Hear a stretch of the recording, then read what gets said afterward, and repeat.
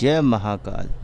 जुड़िए हमारे चैनल से, कीजिए सब्सक्राइब और पाइए संपूर्ण साधना की जानकारी बेल आइकन पर क्लिक करके लेटेस्ट साधनाओं के विषय में। जय महाकाल साधना ज्ञान चैनल में आप सभी का एक बार फिर से स्वागत है। आज मैं आप लोगों को बताने जा रहा हूँ अप्सरा साधना के शुरुआती चरण कि देखिए, आप लोग हर आदमी चाह रहा है जो अप्सरा साधना करता है या सोचता है, तो उसके लिए पहले ये जानना बहुत जरूरी है कि उसके बेसिक स्टेप क्या होते हैं।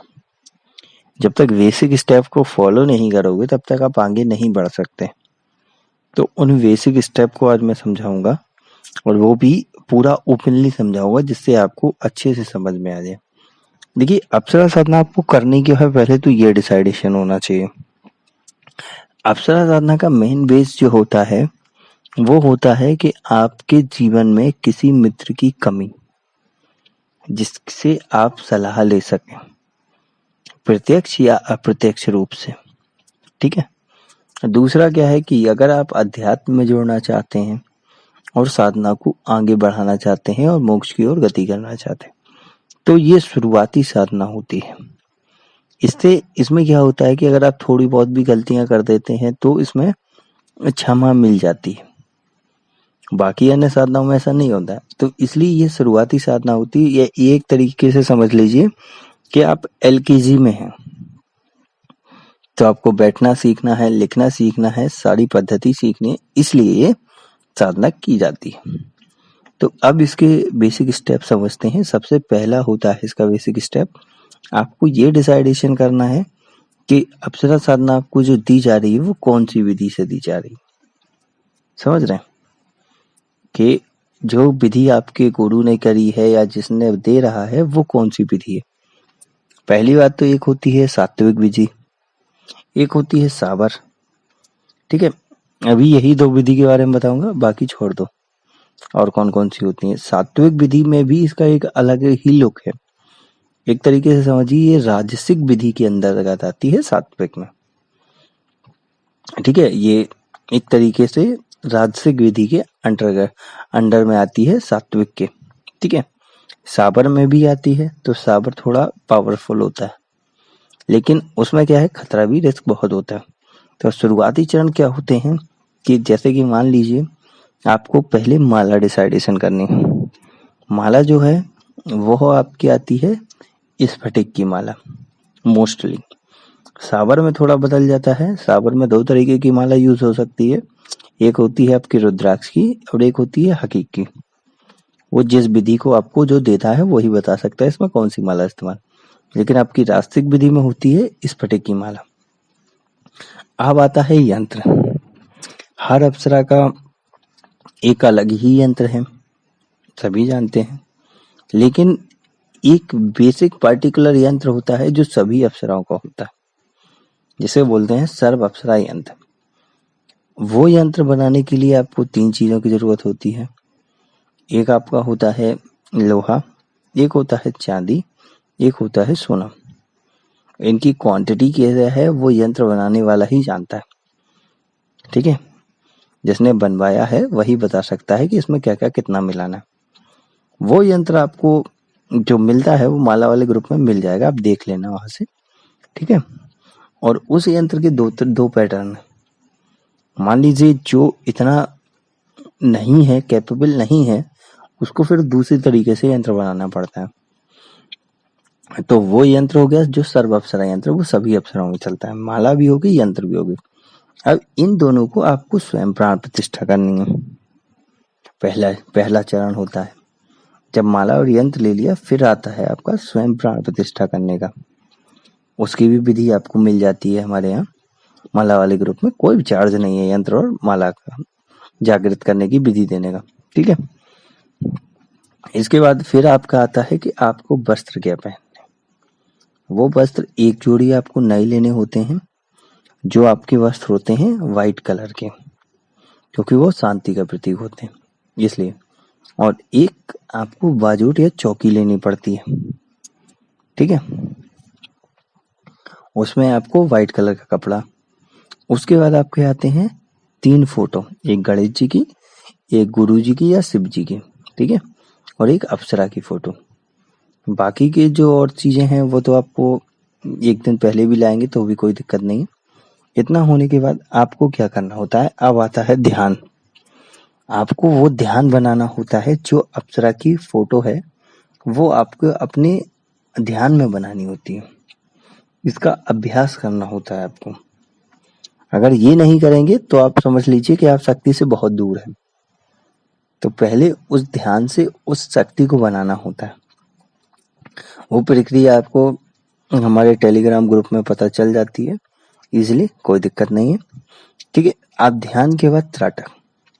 त्राटक कैसे करना है उसका, वो इम्पोर्टेंट है, वो भी आपको बता दिया जाता है। अब आता है ध्यान और त्राटक के बाद ब्रह्मचर्य। ब्रह्मचर्य में बहुत ज्यादा कंफ्यूजन रहता है आप लोगों को। अप्सरा साधना में कंफ्यूजन ये है कि ब्रह्मचर्य आपको पालन करना ही करना है, क्योंकि जब भी अप्सरा आएगी या अनुभव कराएगी तो आपकी ब्रह्मचर्य से ही छेड़छाड़ करेगी, क्योंकि वही आपकी मेन पावर है इस साधना में। तो आपको उसे रोकना है। अगर आप मैरिड हैं, ठीक है, तो आप अपनी पत्नी के साथ कर सकते हैं, कोई आपत्ति नहीं है इसमें, लेकिन कुछ ही समय। ऐसा नहीं है, उसका भी समय पता होता है, इतने दिन में इतनी बार करना है या ऐसे करके ऐसे करना है, वो तभी बताया जा सकता है जो विधि देता है। अब आ गया ये। अब दूसरा, जैसे आप अनमेरिड हैं तो आपको इस ब्रह्मचर्य को रोकना है, ठीक है। और दूसरा, आपको इस, अगर आप ये साधना कर रहे हैं तो उसकी गुप्तता का विशेष ध्यान रखें। इसको यहाँ वहाँ नहीं बताना है, कि यहाँ वहाँ नहीं बगाड़ना है कि भैया मैं ये करने जा रहा हूँ, मैं वो करने जा रहा हूँ। इसे थोड़ा राजसिक है तो राजसिक साधना का मतलब होता है इसे थोड़ा गुप्तता बनाए रखना। साधना भी ऐसी जगह करें जहाँ आपको कोई रोके टोके ना, जहाँ ये न देखे ये कौन है, क्या है, कैसे कर रहे हो। इन सब चीजों को रोकना होता है आपको, ठीक है, एकदम गुप्तता के रूप में। और अगर आप साधना कर रहे हैं, ठीक है, तो जिसने विधि दी है या अपने गुरु को, इन दोनों के अलावा किसी से बात नहीं करनी है इस विषय में कि आप कौन सी साधना कर रहे हैं, क्या साधना कर रहे हैं, क्या अनुभव हो रहे हैं। साधना पूरी होने के बाद आप किसी को बताइए, उससे कोई मतलब नहीं, ठीक है, ये बात ध्यान रखना। और ऐसा भी नहीं है कि आप सबको ये बता दें कि कौन सी अप्सरा की साधना करी है, क्या क्या। अगर आपकी सफल होती है तो ये भी गुप्तता होती है, ठीक है, तो वो एक अलग प्रोसेस में आ गया। लेकिन अभी क्या है कि इसको गुप्तता बनानी है, तो ये दो के अलावा किसी को नहीं बतानी है। तो आपको शुरुआती चरण समझ में आ रहे हैं।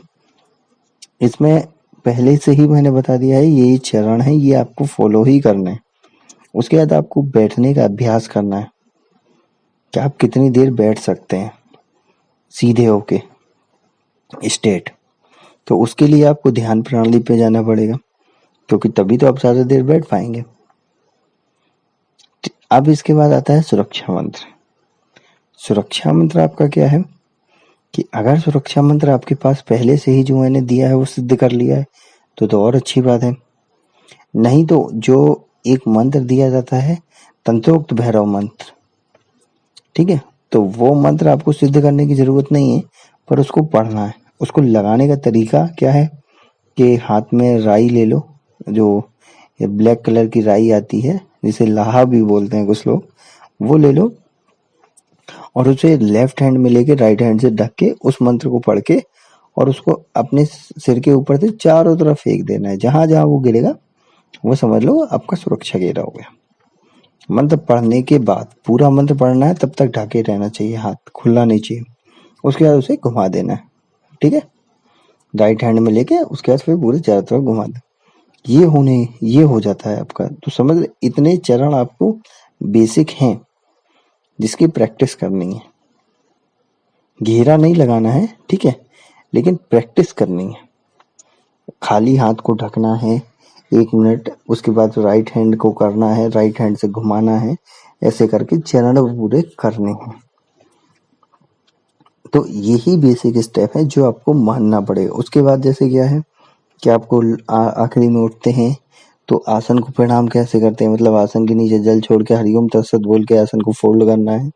ये सब चीजें स्टेप बाय स्टेप फॉलो करनी है। ये सब बेसिक कॉन्सेप्ट हैं जो आपको पहले करने होते हैं।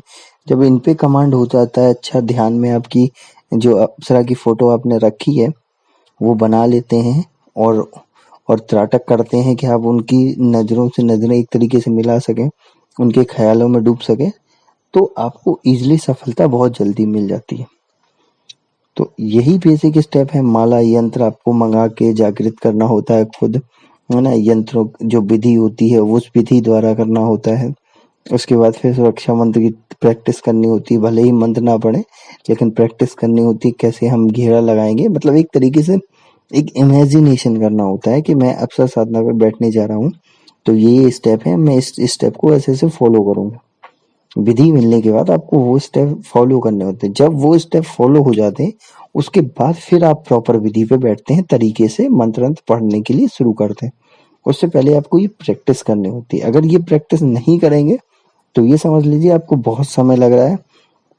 21 दिन तो छोड़िए, आपको 3 महीने भी लग सकते हैं इन स्टेप को फॉलो करने के लिए। ठीक है, तो पहले आप इनकी तैयारी करेंगे तो इजीली अब 21 दिन में वो सिद्धि हासिल कर सकेंगे, जिससे आपका काम बनना शुरू हो जाएगा। अब ये तो बात हो गई। अब नेक्स्ट वीडियो में आपको मैं समझाऊंगा कि अप्सरा के जो चरण होते हैं, दूसरा चरण होता है कि किस रूप में करना है और संकल्प क्या लेना है। ये मैं नेक्स्ट आगे वाली वीडियो में बताऊंगा। अब मेरे को इजाजत दीजिए। जिसको जिसको अप्सरा साधना करनी है या कोई भी साधना करनी है वो मेरे टेलीग्राम ग्रुप से जुड़ेगा। ठीक है, पहले समझ लो, मैं यहाँ बता दे रहा हूँ। टेलीग्राम ग्रुप से जुड़ेगा और ग्रुप में जाके मेरे को पर्सनल मैसेज करेगा कि मुझे ये साधना करनी, जो भी करनी हो, अप्सरा करनी हो, योगिनी करनी, रति करनी हो, कामदेव करनी हो, महालक्ष्मी साधना करनी हो, या जो भी साधना मैंने दी है वो करनी हो, वो मेरे को पर्सनल में बताएगा। क्योंकि वहाँ ग्रुप में कुछ ऐसे भी जुड़ चुके हैं, मैं नाम तो नहीं लूंगा उनका, कि जो वहाँ से विधि चुरा के अपने चैनल पे डालते हैं, तो नाम तो नहीं लूंगा, इसलिए मैं बता दे रहा हूँ। तो इसलिए अब मैं विधि आपको पर्सनल में ही दूंगा। तो मेरे को पर्सनल में पूछिए, मैं विधि आपको दे दूंगा, तरीके बता दूंगा कैसी विधि मिलेगी, क्या क्या करना है। और बाकी आपके कोई भी सवाल हो साधना से रिलेटेड या कुछ भी, तो आप मेरे ग्रुप में इजीली पूछिए, मैं आपको बता दूंगा। अब रही बात टेलीग्राम ग्रुप से जुड़ने की, तो आपको पहले प्ले स्टोर से टेलीग्राम को इंस्टॉल करना पड़ेगा। इंस्टॉल करने के बाद आपको अपने नंबर को एक्टिवेट करना पड़ेगा, जैसे व्हाट्सएप पे करते हो। उसके बाद आपको जो लिंक डिस्क्रिप्शन में है उसको क्लिक करना है, और वो उसको ब्राउजर पे अगर वो खुल जाता है तो अच्छी बात है, नहीं तो जो क्या करना है उस लिंक को कॉपी करके क्रोम ब्राउजर पे पेस्ट करके ओके कर देना है। ओके करते ही टेलीग्राम पे मांगने लगेगा कि टेलीग्राम पे खोलना है। जैसे टेलीग्राम पे खोलेंगे उसमें ऑटोमेटिकली बता देगा कि ज्वाइन कर लीजिए, वहाँ आराम से पूछिए, कोई दिक्कत नहीं है। अब मेरे को इजाजत दीजिए, नेक्स्ट वीडियो में आपको समझाऊंगा कि किस रूप में आपको क्यों करनी चाहिए साधना। तब तक के लिए जय महाकाल। जुड़िए हमारे चैनल से, कीजिए सब्सक्राइब और पाइए संपूर्ण साधना की जानकारी बेल आइकन पर क्लिक करके लेटेस्ट साधनाओं के विषय में।